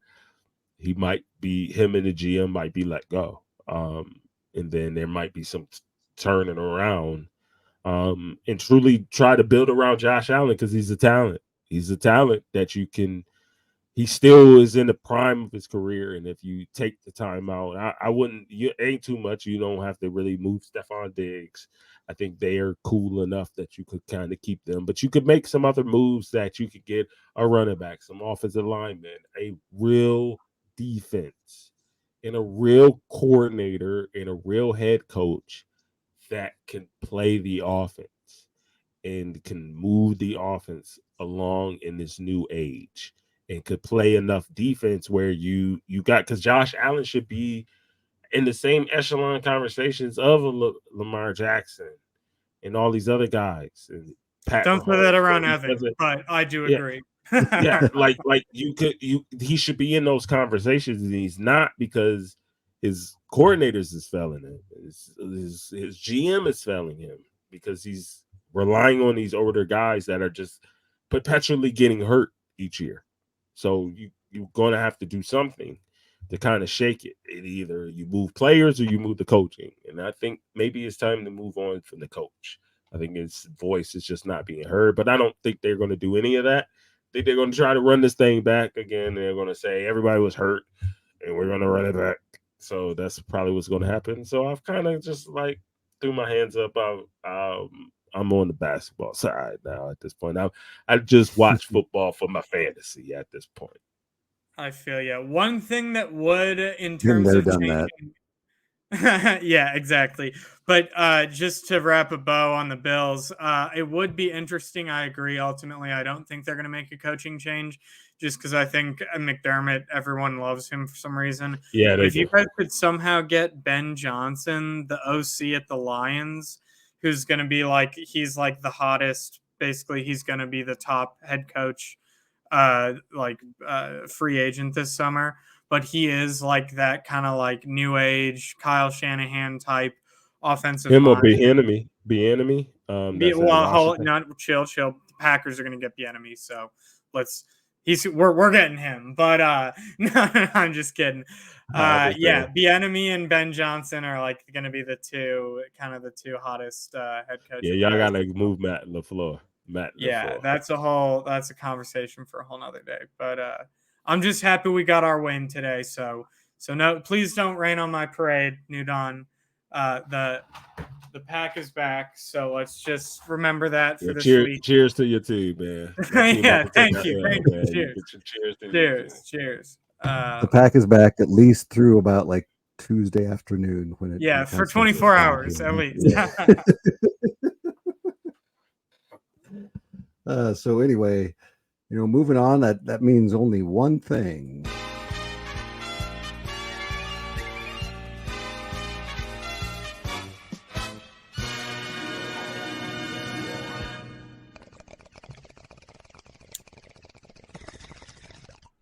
It's time for historical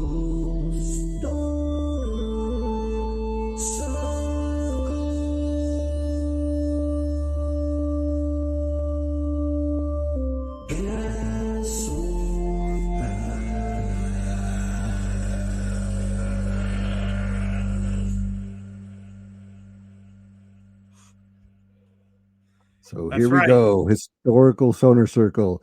And, the new Hoop Zooted with 1% more production. I was going to say, it's incredible that 3 stoners, and really it was just 1 stoner, it was Evan, figured out how to make that. But that was awesome. That was good. I like that. Well, thank you. Yeah, I had a lot of fun making that.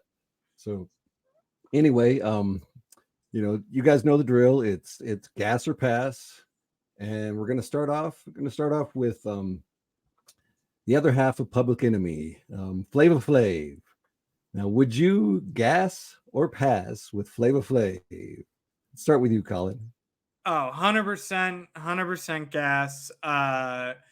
Flavor Flav, first of all, love Public Enemy. Second of all, Flavor Flav is just a hilarious human being. His kind of whole second act of I forget that fucking show he had. I think it might have been just called the Flavor Flav Show, where he it was on MTV, and I don't even Flavor of Love. That was Flavor Love. Flavor of Love. He wore the clock, dude. The whole thing, shit was hilarious. So yeah, I would 100% smoke with Flavor Flav. Hopefully he'd give me my own, Kirk Cousins style bling clock that I could wear. And yeah, we could vibe out to his music and shoot the shit. That's a hard gas for me. What about you, Nudon? Gas or pass? That's a gas. That is a straight gas. I got so many things I want to ask him about that show. For sure. Exactly. That show was historical. Bro. You could go back and watch those shows, and it spawned other people into other ventures that they were going through. So yeah, it was just one of those things that was just you gotta gas that for sure. Evan, what about you? this one actually may surprise you a little bit. I don't know, you guys know this, but there's reports that he's really cleaned himself up a lot, and Chuck has even talked on Twitter that he's the best he's seen him in years, and he's even hanging out with Taylor Swift, and so he's a reformed man and really clean, and I want to, but I don't want to be the bad influence. So I would just love to hang out with him and just chill with him, and because man, I've been a fan of Public Enemy since album one. So I would have so many things that I would love to sit and talk to him about, just about hip hop alone. And so yeah, I wouldn't need the gas. I could spend hours, just talking with Flavor Flav. Oh yeah, And I would like I love said, that. I don't want to be the bad influence now, because I'm all for if people need to reform their lives and do better, I'm all for that, man. And it's good to hear that he's doing good and doing so well, and and him singing at the anthem, I thought that was awesome personally. He sang that, he was in tune, and for all the people that were asking why did they let Flavor Flav do that, that was an honor of Flavor Flav doing that. That was amazing. I loved that. Yeah, I'm cool with the people get so enamored about it. As a person that has served my country and that has done that anthem on numerous occasions at stadiums and at things, I'm gonna tell a little dirty secret. Military folks don't care that much. We don't. I used to be on base when people used to officers of the United States of whatever military branch would run the moment they hear colors start. And if you don't know what colors means, it's just that's when they start to do the whole they do all the whole trumpets. That's when they hear that they be like, whoop, they get on out. Now we used to have to stop them to be like, no, you will sit out here, you will salute, because they didn't want to sit there and salute. So don't feel so enamored, like, oh my God, we got to do it for the soldiers. The soldiers don't care. They don't care about all that. They just do a job. They honor their country and they move on. This pageantry stuff that y'all like to do, it's just what y'all like to do. So I like when they fooled around with the pageantry and let's let everybody sing it. I'm cool with people that can't sing it, don't know how to sing it. We let kids sing it. Just sing it. It's just a song. Y'all care too much about the damn pageantry of it. Nobody else cares. We will fight for our country, but all this pageantry stuff is that's something for y'all. That's the only reason why they give us dress uniforms. It's for the pageantry. Well, one, thank you, New Dawn, for your service, and two, thank you, Evan, for misleading New Dawn and I into saying we want to smoke with the guy, saying we want to smoke with the guy who's now trying to reform his life. We terrible people. Really that made us feel so terrible. So it was like, damn, I gotta go to church now. About gassing with a guy who no longer smokes anymore. But I just passed it to you and just snatched the rug out from you. Yeah, that was a total bait and switch. But let's move on in here. Hear who you got for the next one.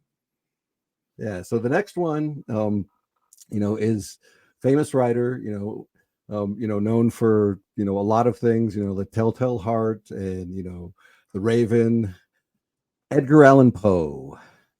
So, would you gas or pass with Edgar Allan Poe? Definitely gas. I'm super into all things horror, all genre, horror genre, thrillers, scary Halloween, which is was always Edgar Allan Poe's vibe.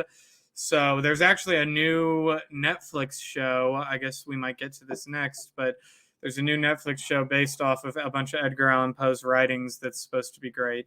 And it's some sort of a horror show. So yeah, I would totally gas with Edgar Allan Poe.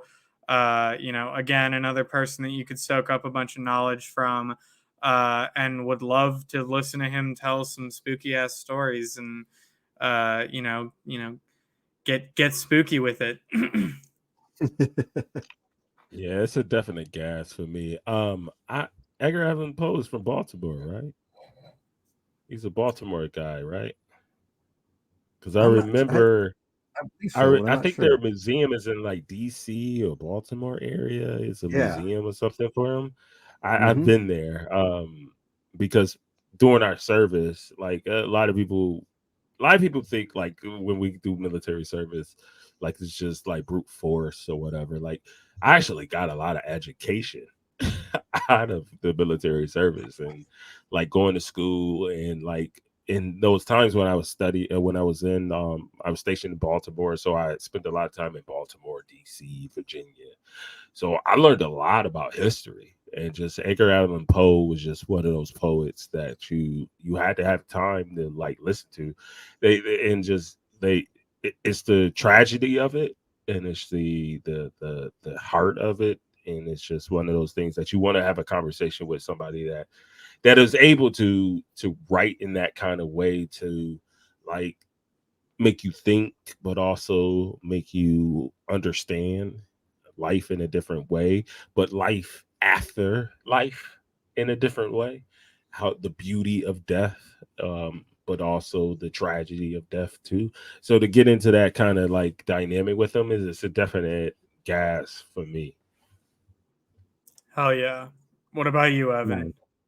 Nice. Like, this one actually, like, I guess I'm probably gonna, go the other way again because, you know, he was also known to be, an opium addict, and like, I'm worried that like if I started getting high with him, that he's gonna start getting paranoid and start making me paranoid, and it'll end up being a bad time.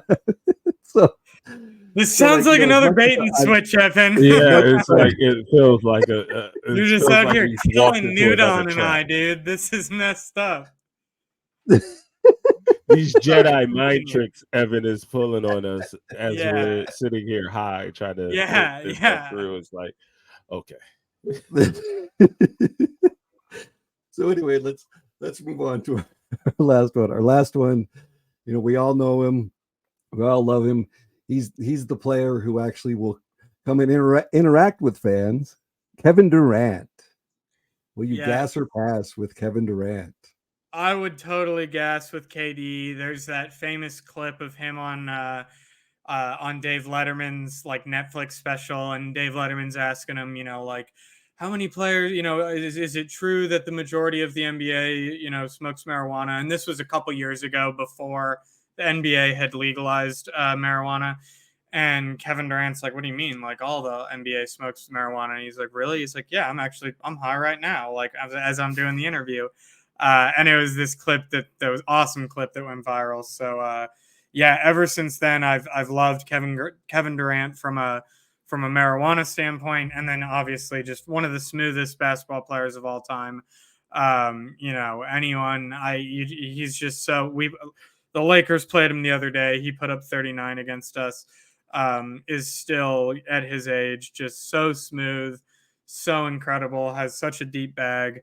Um, would just love to smoke with him and talk ball with him and talk about some of the guys he's played against, because he's been in the league for what is it, like 17 years now, so he's getting up there with Braun for one of the older guys in the league. So would definitely gas with Kevin Durant, and just shout out to him in general.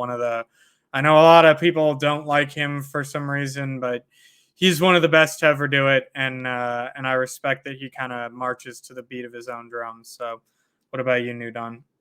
Yeah, it's a definite gas.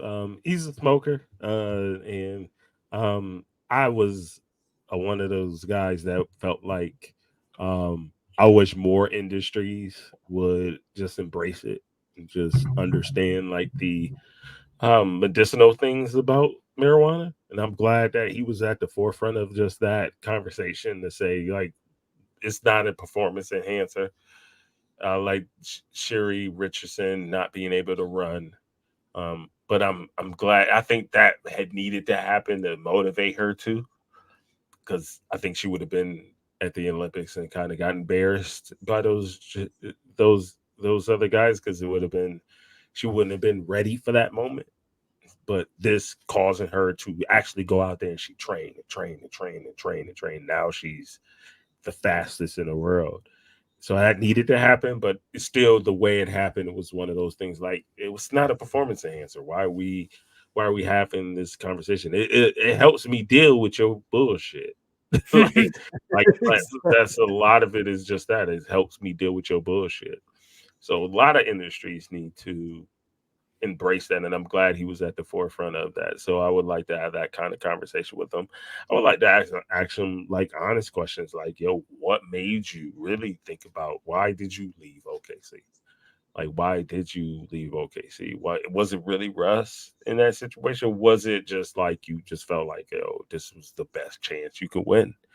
And do you feel any different about that choice? Like, do you feel like you should have? Because if you ask LeBron, I bet you he'll say, like, the way he did it, leaving Cleveland was not the best, because he wouldn't have felt the need to have to go back.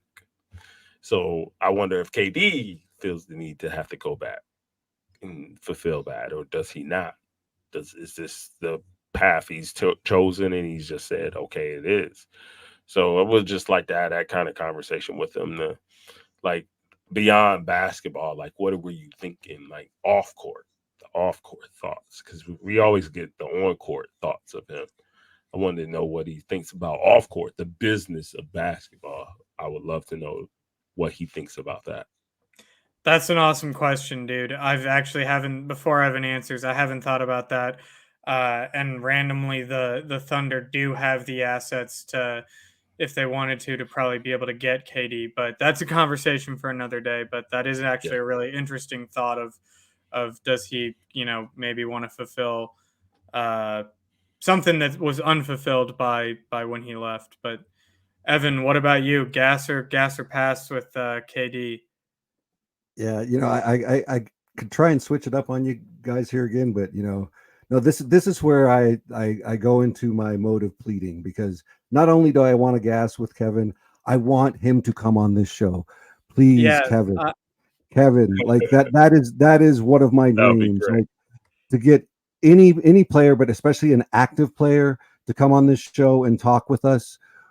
Like, that would be a dream come true. So please, Kevin, if you're listening, if this ever gets to you somehow floating through the ether, please come on our show. We would love to have you, even if it's for just 15 minutes.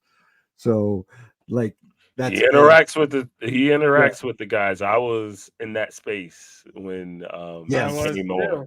Yes. And he was dropping gems, dude. It was awesome. Yeah, it was good. He was good. Yeah, Colin, you was in there, and we was all, because I don't know why we all was just happened to be in there. It just ended up being in there. It was like a random time, and then just randomly he just came up. It was like, wait, what? Wait, what? Mm-hmm. He just started talking. It was an incredible, like, listen.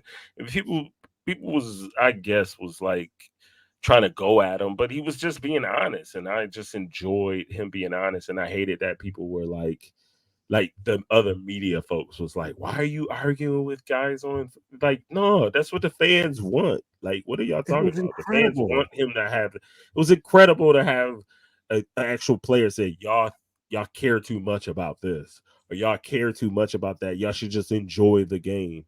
And he understand gambling and was like, I get, but I don't care about your parlay. Like, man, it was like, yo, like, I was thinking the same thing. Like, why do y'all think they care about you making a mistake on their parlay? They don't care about them not getting 12 points. You don't think they tried their hardest to get 20-something points? I think they tried their damnedest to get 20-something points. It just didn't fall, so he didn't get it. That's what happens with gambling. So I loved it, man. I loved it. And one of the dopest things he said is he was talked a lot about Anthony Davis and AD, and he's like, are you serious? We got fans out here questioning AD's ability on the defensive floor, on the defensive end of the floor. Like, just because the Nuggets swept the Lakers, he's like, AD is without a doubt one of the best, if not the best defensive player in the world. Like, if you can't see that as a fan, then you probably just don't understand the game. So that was dope to hear Yeah. him talk about one of And our people was players. mad that he took up for AD. They was like, "Why do you take up for AD?" I'm like, "AD is the best defender in the league, y'all. Like, Yeah, that was let's stop this conversation. He should have been had a defensive player of the year. Y'all exactly. look at how butt naked JJJ looks out here right now. Like, Literally, stop bro. it. So that's on a.